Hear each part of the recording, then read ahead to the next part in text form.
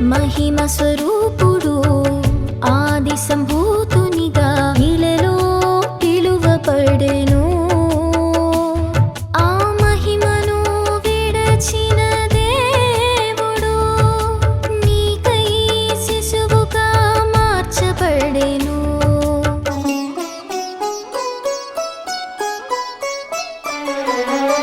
మహిమ స్వరూపుడు ఆది సంభూతునిగా ఇలలో పిలువబడెను.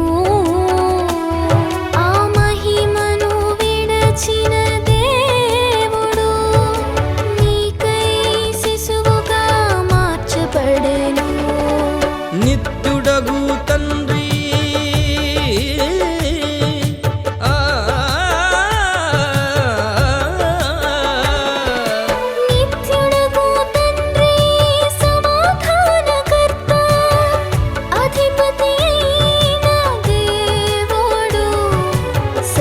సృష్టికర్త మానవ రూపిగా జన్మించెను.